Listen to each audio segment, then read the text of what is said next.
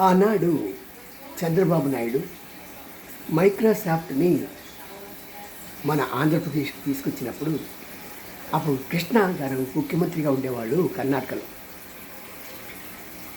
సాధారణంగా ఏమైందంటే మైక్రోసాఫ్ట్ వాళ్ళు వెళ్ళి కర్ణాటక వాళ్ళని, సార్ మేము మీ దాంట్లో ఇంత పరిశ్రమ పెడతాము, మాకు స్థలం ఇవ్వండి, కొన్ని రాయితీలు ఇవ్వండి అంటే వాళ్ళని పట్టించుకోవాలి. ఎందుకంటే అప్పటికే వాళ్ళకి కావాల్సిన కూడా వచ్చేసాయి. వాళ్ళు అసలుకి ఏంటో మేము వచ్చి ఇలా పెడతామంటే వీళ్ళు కాదన్నారు అని చెప్పి వాళ్ళు మళ్ళా గుల్లాలు అవుతున్నారు. వాళ్ళకి సౌత్లో ఎక్కడైనా పెట్టాలని కోరిక ఉంది, గట్టి అవసరం ఉంది వాళ్ళకి.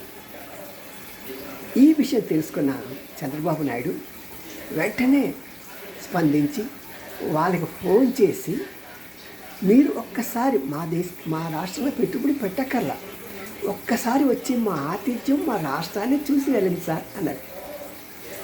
బలవంతం చేసేటప్పటికీ సర్లే కాదులే ఒకసారి వెళ్ళి ఆంధ్ర వంటకాలుగా తిద్దాం అని వాళ్ళు వచ్చారు. సాధారణంగా ప్రోటోకాల్ ప్రకారం అలాంటి వాళ్ళు వస్తే ఒక మినిస్టర్స్ ఎవరిని వెళ్ళి వాళ్ళని ఒకే ఆహ్వానిస్తారు, ఐటీ మినిస్టర్ గారు ఎవరైనా. కానీ ముఖ్యమంత్రి చంద్రబాబు డైరెక్ట్గా వెళ్ళి వాళ్ళకి పుష్పగుచ్చాలు ఇచ్చి వాళ్ళందరికీ శాల్వాలతో కప్పి ఆయనే దగ్గరుండి వాళ్ళ ఇంటికి తీసుకెళ్ళి వాళ్ళందరికీ బ్రేక్ఫాస్ట్ తాను వడ్డించి హృదయాన్ని గెలుచుకున్నాడు. దాంతో పెట్టుబడి వెలువ పరిగెత్తుకొచ్చి వెలువ మైక్రోసాఫ్ట్ వాళ్ళది.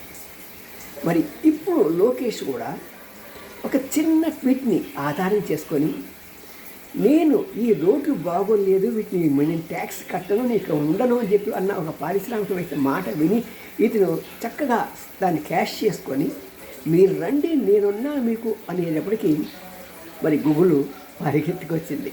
ప్రపంచంలో లేనంత పెద్ద ఈ సెంటర్ పెడుతున్నారు. కొన్ని వందల ఉద్యోగాలు వస్తాయి. విశాఖపట్నం దిశ తిరిగిపోతున్నది. మరి తండ్రి కొడుకు ఇద్దరు పోలిక చూడండి. నేను చెప్పేదంటే పోలికండి. మరి ఆ పోలిక అందరు రాజకీయ నాయకులు ఉంటే చాలా బాగుండేది. Okay, see you Ram BC journalist. Like చేయండి, షేర్ చేయండి. గురువిట్ల TV9 సబ్స్క్రైబ్ చేయడం మానకండి సార్. మీరు సబ్స్క్రైబ్ చేస్తేనే మాకు సంతోషం.